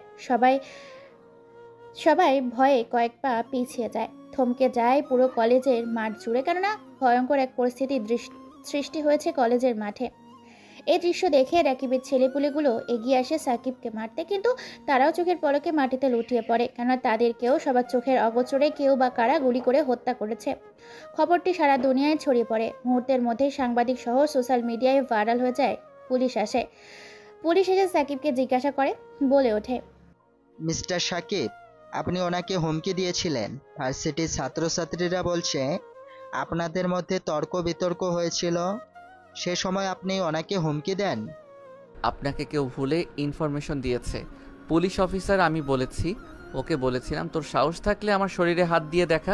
তাদের কথোপকথনের মাঝখানে সাকিলা ও তার দলবল ছিল। সাকিবের কথা শুনে সাকিলা বলে ওঠে, স্যার, এই ছেলেটা ঠিক বলছে। সাকিব যখন ওকে এই কথাগুলো বলে তখন রাকিব তাকে কয়েকটা থাপ্পড় দেয়। তারপর জানে না কোথা থেকে কেউ বা কারা গুলি করে। ওকে, ঠিক আছে, প্রমাণ ছাড়া আমরা কোনো কিছু করতে পারি না। যদি প্রমাণ পাই আপনাকে আমরা গ্রেপ্তার করব। শিওর। সাকিব সেখান থেকে চলে যায়। মায়েশা সেদিকে তাকিয়ে আছে। শাকিলা বলে ওঠে, কিরে, তোরা এভাবে হা করে ওদিকে তাকিয়েছিস কেন?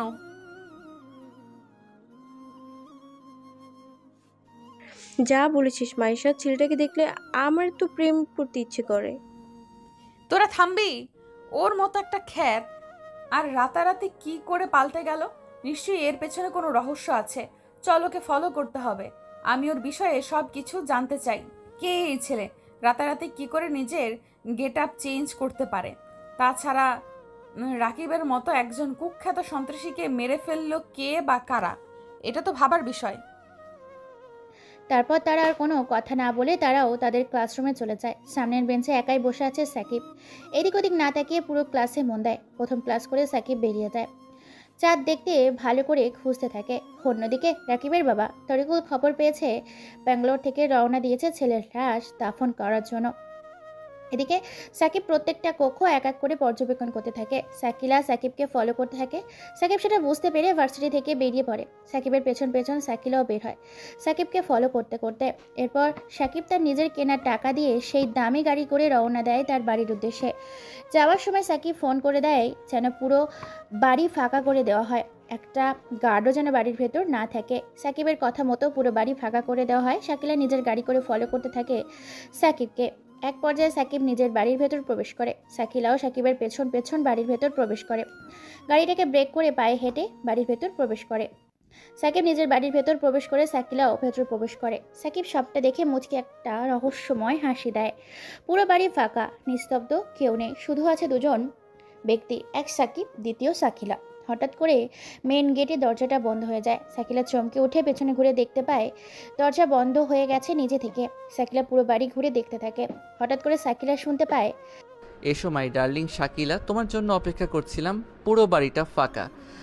শাকিলা এই কথা শুনে চমকে ওঠে। কি করবে বুঝতে পারে না। শাকিলা খুঁজতে খুঁজতে একটা রুমের সামনে যায়। সেখানে কেউ একজন চেয়ারের উপর উল্টো হয়ে বসে আছে। হ্যাঁ, সেটা আর কেউ না, সাকিব। সাকিব মনের সুখে সিগারেট টানতে থাকে। ভয় ভয় করে শাকিলা সেখানে যায়। তারপর পেছন থেকে সাকিবকে ধাক্কা দেয়। সাকিব একটা মুচকি হাসি দিয়ে পেছন ঘুরে তাকায়। শাকিলা সাকিবকে দেখে চমকে যায়। শাকিলা বলে ওঠে, তুই তুই এখানে কি করছিস? আমার বাড়িতে আমি কি করব সেটা আমার ব্যাপার। আমার বাড়িতে আমি থাকবো না তো কে থাকবে? মানেটা কি? এই বাড়িটা তোর আর ওই গাড়িটা তোর। তোর আসল পরিচয় কি? তুই কে? আমি জানতাম তুমি আমাকে ফলো করবে, তাই তোমাকে আমি আমার বাড়িতে আনলাম রোম্যান্স করব বলে। দাঁড়া, আমি এক্ষুনি পুলিশকে ফোন করছি। তোর রোম্যান্স আমি ছুটাচ্ছি। এই জন্যই মাইশা আমাকে বলেছিল যে তুই আসলেই সাধারণ কোনো ছেলে না। ওর কথাটা আমাকে আগেই বিশ্বাস করা উচিত ছিল। আগে নিজেকে আমার হাত থেকে বাঁচা, তারপরও পুলিশকে ফোন করিস। মানেটা কি? পুলিশ নয়, তোকে জেলের ভাত খাইয়ে আমি ছাড়বো। সাকিব কোনো কথা ছাড়াই কোমর থেকে বন্দুক বের করে ফাঁকা জায়গায় গুলি করে। গুলির শব্দে ভয়ে থরথর করে কেঁপে ওঠে শাকিলা। হাত থেকে ফোনটা পড়ে গিয়ে ভেঙে যায়। সাকিব এটা দেখে মুচকি একটা হাসি দেয়। তারপর বলে ওঠে, এই কাগজে সই কর। কি আছে এই কাগজে? এই কাগজে আছে যে তুই নিজ ইচ্ছায় বিলিয়ে দিয়েছিস আমাকে তোর শরীর, কারণ তোকে এখন আমি রেপ করব। কি? হাউ ডেয়ার ইউ রাস্কেল কোথাকার! তোর সাহস কি করে হয় আমার সাথে এসব করার? কথা কম, কাজ বেশি। আমি মরে যাব, তবুও তোর সাথে একই বিছানায় কখনো যাব না, আর আমি সইও করব না। সাকিব কোনো কথা ছাড়াই শাকিলার গলার ওপর একটা ছুরি ধরে চোখের ইশারা দেয় যেন সে সই করে দেয়। শাকিলা ভয়ে ঘামতে শুরু করেছে। শাকিলা ভয়ে সই করে দেয়। তারপর সাকিব বলে ওঠে, তোর খুব অহংকার নিজের শরীরকে নিয়ে, আর তুই সুন্দর বলে যা ইচ্ছে তাই করেছিস ভার্সিটিতে আমার সাথে সহ অনেকের সাথে। তাই এখন তুই তোর নিজের কাপড় খুলে নিজে তুই তোর শরীরটা আমার কাছে সমর্পণ করবি।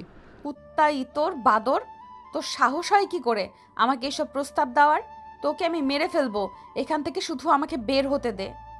তুই যত বড় মাফিয়াই হস, আমার বাবা কিন্তু একজন মন্ত্রী। সাকিব পরপর বেশ কয়েকটা গুলি করে শাকিলার পায়ের নিচে। শাকিলা ভয়ে নিজের শরীর থেকে এক এক করে সব খুলে ফেলে। সাকিব এটা দেখে মুচকি একটা হাসি দেয়। তারপর ধাক্কা দিয়ে ফেলে দেয়। তারপর রোম্যান্সের এক অদ্ভুত দুনিয়াতে শাকিলাকে নিয়ে পাড়ি দেয়। দীর্ঘ তারা 3 ঘন্টা অতিক্রম করে ফেলেছে। ক্লান্ত শাকিলা সহ্য করতে না পারে চিৎকার করছে। শাকিল মুচকি এসে বলে ওঠে, ভার্সিটিতে যখন ছেলেদের উপরে অত্যাচার করতি কেমন লাগতো? প্লিজ সাকিব, আমাকে ছেড়ে দাও। আমি কাউকে কোনো কিচ্ছু বলবো না। আমি আর সহ্য করতে পারছি না। আমাকে ছেড়ে দাও, নয়তো আমি মরে যাব। এত সহজে তোকে মরতে দেব কি করে? এখনো অনেক হিসাব নিকাশ বাকি আছে। প্লিজ আমাকে এখন বাড়ি যেতে দাও। তোমার চা নেওয়ার তুমি সেটা নিয়েছো। সাকিব কোনো কথা বলে না। মুচকি এসে ফোন করে রকিকে। রকি খাবার নিয়ে আসে, তারপর সাকিলাকে নিয়ে বাথরুমে যায়। সেখানে গিয়ে ফ্রেশ হয়ে দুজন আসে। নিজের হাতে সাকিলাকে শাড়ি পরিয়ে দেয় সাকিব। এরপর সাথে নিজে রেডি হয়ে নিচে আসে। সাকিলাকে নিয়ে রওনা দেয় তাদের বাড়ির উদ্দেশ্যে। সাকিব এদের বাড়ির নিচে এসে সাকিলাকে ছেড়ে দেয়। তারপর মুচকি একটা হাসি দিয়ে সাকিব সেখান থেকে বের হয়ে যায়। সাকিলা কাঁদতে কাঁদতে নিজের রুমে গিয়ে হাউমাউ করে বিছানার উপর কাঁদতে থাকে। এদিকে সাকিব চলে আসে গাড়ি নিয়ে প্রধানমন্ত্রী সাহেবের অফিসে, মানে সাকিলার বাপের অফিসে। সেখানে এসে কোনো অনুমতি ছাড়াই ভেতরে প্রবেশ করে। চেয়ারের উপর বসে পড়ে, পায়ের উপর পা রেখে বলে ওঠে, আঙ্কেল, আমি আপনার মেয়েটাকে বিয়ে করতে চাই। হাউ ডিয়ারিং! চিনি না জানি না হুট করে এসে এটা কি অসভ্যতামি? তুমি জানো আমি কি? জানি আপনি বর্তমান রেলমন্ত্রী। সবকিছু জানা সত্ত্বেও তোমার সাহস হয় কি করে আমাকে এমন প্রস্তাব দেওয়ার? কারণ আপনার থেকে আমার সম্পদ বেশি এজন্য। আসলে কে তুমি? আমি আপনার বন্ধু আব্বাস সাহেবের ছেলে, যাকে 10 বছর আগে খুন করেছিল। আমি ওনার ছেলে সাকিব। তার মানে তুমি সেই সাকিব? তোমার বাবা মা খুন হওয়ার পর আমি তোমাকে অনেক খুঁজেছি। পরে খোঁজাখুঁজির পরে আমি জানতে পারি তোমার চাচা তোমাকে নিয়ে লন্ডন গিয়েছে। সেখানেও খোঁজ খবর নিয়েছিলাম, কিন্তু তোমাদের খুঁজে পাইনি। কিন্তু তুমি যে আমার মেয়েকে বিয়ে করতে চাচ্ছ সে তো খুব রাগী। আপনি আমার পরিচয়টা গোপন রাখবেন, বিয়ের ব্যবস্থা করেন, বাকিটা আমি দেখে নিব। ওকে লন্ডনে নিয়ে যাব। ওকে বাবা, ঠিক আছে। সাকিব গাড়ি নিয়ে বেরিয়ে পড়ে। রকি ফোন করে বলে ওঠে তারিকুল খুঁজে বেড়াচ্ছে তাদেরকে। এটা শুনে সাকিব মুছিয়ে একটা হাসি দেয় আর বলে ওঠে, আমরা শিকারী আর সে হলো শিকার, জালে আটকাবার ব্যবস্থা করো। বলেই ফোনটা কেটে দেয়। দেখতে দেখতে রাত 3টা বাজে। পুরো বাড়ি ফাঁকা নিস্তব্ধ। এমন সময় সাকিবের বাড়িতে বেশ কয়েকটা কালো গাড়ি প্রবেশ করে অসংখ্য ছেলেপুলে। সবকিছু ভেতর থেকে সিসিটিভি ক্যামেরায় দেখছে। তারিকুলের কর্মকাণ্ড দেখে মুচকি হাসি দেয় তারা সবাই। ভেতরে প্রবেশ করে। তারিকুল বলে ওঠে, আরে ওই কুত্তার বাচ্চা সাকিব, বেরিয়ে আয়। আমি ভুল করেছি তোকে সেই দিন ছেড়ে দিয়ে তোর বাবা মায়ের সাথে। সেই দিন যদি তোকেও মেরে ফেলতাম তাহলে আজকে আমার ছেলেকে মরতে হতো না। সাকিব বেরিয়ে আসে। তারিকুল বলে ওঠে, তোর বাবা মাকে তো কুপিয়ে হত্যা করেছি, তোকে আগুনে পুড়িয়ে মারবো। সময় বলে দেবে কে কাকে মারবে। কথাটা শেষ করার আগেই গলা গুলি শুরু হয়ে যায়। সাকিব চালাকি করে রুমের লাইট বন্ধ করে দেয়। অন্ধকারে গোলাগুলি শুরু হয়ে যায়। যেহেতু পুরো বাড়িতে সব থেকে সাকিবের ছেলেপুলে বেশি, তাই খুব সহজে এবং নিজেদের পজিশন অনুযায়ী তারিকুলের লোকজনকে মেরে ফেলে। হঠাৎ করে সাকিব অনুভব করে ভেজা কোনো কিছু নিজের বুকে হাত দিয়ে দেখতে পায় তার গুলি লেগেছে। সাথে সাথে বাতি দেয়। শুধু তারিকুল রক্তাক্ত শরীর নিয়ে ফ্লোরের ওপরে পড়ে আছে, হাতে গুলি ছুঁয়ে বেরিয়ে গেছে। সাকিব বলে ওঠে, কুত্তার বাচ্চা বাপের বাপ থাকে। বলেই কুড়াল হাতে নিয়ে গলার মাঝ বরাবর একটা কোপ মারে। শরীর থেকে মাথাটা আলাদা হয়ে জানালার কাঁচ ভেঙে ঝোপঝাড়ে গিয়ে ছিটকে পড়ে। সাকিব বলে ওঠে, পুরো বাড়িটা আধা ঘন্টার মধ্যে পরিষ্কার চাই। কাল সকালে আমার বিয়ে, লন্ডন যাওয়ার টিকিট কাট। সাকিবের কথা মতো সব কাজ হয়ে যায়। এদিকে বিয়ের ব্যবস্থা করতে থাকে মন্ত্রী সাহেব। সাকিলা বলে ওঠে, বাবা, আমি বিয়ে করব না। আমি একজন ধর্ষিতা। কোনো ছেলে ধর্ষিতা মেয়েকে বিয়ে করবে না। ছেলে সবটা জানি তোকে বিয়ে করছে। কিন্তু বাবা, আমি কাউকে বিয়ে করতে চাই না। আমি আমার এই নষ্ট জীবন নিয়ে কারো কাছে থাকতে চাই না। কাল সকালে তোর বিয়ে, এটাই শেষ কথা। অনেক গণ্যমান্য ব্যক্তি আসবে, ধুমধাম করে তোর বিয়ের আয়োজন করা হয়েছে। আমার কথা শেষ কথা। দেখতে দেখতেই সকাল হয়ে যায়। বাড়িটিকে অসম্ভব সুন্দর করে সাজানো হয়েছে। অসংখ্য গাড়ি বাড়ির বাইরে রাখা হয়েছে। অনেক লোক এসেছে। বিয়ের পর্ব শুরু করা হয়েছে। এখনো বরপক্ষ আসেনি। হঠাৎ করে 50টিরও বেশি গাড়ি প্রবেশ করে বিয়ে বাড়িতে। গাড়িগুলো থেকে কেউ বের হয় না। 50টা গাড়ি থেকে 50টা বডিগার্ড বের হয়। হঠাৎ করে সবাই আকাশের দিকে তাকিয়ে দেখতে পায় একটা হেলিকপ্টার উঠছে। হেলিকপ্টার বিয়ে বাড়িতে ল্যান্ড করে। পাত্রপক্ষ নিজের মুখ দেখে ঢেকে রেখেছে। বিয়ের পর্ব শুরু করা হয়। বিয়ের পর্ব শেষ করে সাকিলাকে নিয়ে হেলিকপ্টারে উড়াল দেয়। এখনো কেউ কারোর মুখ দেখেনি। হেলিকপ্টারটি ল্যান্ড করে সাকিবের বাড়ির উপরে। তারপর শাকিলাকে কোণে করে নিয়ে চলে যায় নিজের রুমে। সেখানে নিয়ে গিয়ে বিছানার উপর ফেলে দেয়, ভেতর থেকে দরজা বন্ধ করে দেয়। এরপর বাথরুমে গিয়ে ফ্রেশ হয়ে বের হয়। শাকিলা সাকিবকে দেখে অবাক হয়ে যায়, কথা বলার ভাষা হারিয়ে ফেলেছে। শাকিলা বলে ওঠে, কুত্তা তুই? কুত্তা নই, তোর স্বামী। তোকে আমি স্বামী বলে মানবো না। আমি মানলেই যথেষ্ট। তুই একটা খুনি। তাতে কি, আসো একটু আদর করি। কুত্তা চুপ কর। সাকিব একটা মুচকি হাসি দিয়ে শুরু থেকে সমস্ত ঘটনা এক এক করে বলতে থাকে, যে তার ছোটবেলার বন্ধু ছিল। সমস্তটা শুনে সাকিল এবার বলে ওঠে, কুত্তা ইতর বাদর, তুই সেই আমার ছোটবেলার সাকিব? হ্যাঁ পাগলি। সেই দিন তুই আমাকে জোর করে রেপ করেছিলি, আজকে আমি তোকে নিজে রেপ করব। এই বলে সাকিলা সাকিবের উপর উঠে তৃতীয় বিশ্বযুদ্ধ শুরু করে। যুদ্ধের মাধ্যমে পুরো রাত শেষ করে সকাল হয়। সকালে রওনা দেয় নিজের প্রাইভেট হেলিকপ্টার করে লন্ডনের উদ্দেশ্যে। রোম্যান্স করতে করতে পুরো রাস্তায় জুড়ে যাচ্ছে। তারা লন্ডনে গিয়ে পুরো শহর ঘুরতে থাকে, নিজেদের ভালোবাসা দিয়ে একে অপরকে আগলে নেয়। সাকিব সারাদিন মারপিট করে রাতে শাকিলার সাথে তৃতীয় বিশ্বযুদ্ধ শুরু করে। এই পর্যন্ত যে কয়টা খাট ভেঙেছে তা বলার বাইরে। শাকিলা বলে ওঠে, যতদিন না একটা ফুটবল খেলার টিম বানাতে না পারছি, ততদিন যতগুলো ইচ্ছা খাট ভাঙবে। খাট কিনতে কিনতে আমার জীবন শেষ। চল আজকে আমার পালা। এ বলে আবার তৃতীয় বিশ্বযুদ্ধ শুরু করে। তৃতীয় বিশ্বযুদ্ধের মধ্যে দিয়েই গল্পটা এখানেই শেষ করে দিলাম। আমাদের চ্যানেলের গল্পগুলো ভালো লাগলে চ্যানেলটিকে সাবস্ক্রাইব করে পাশে থাকবেন। ধন্যবাদ সবাইকে।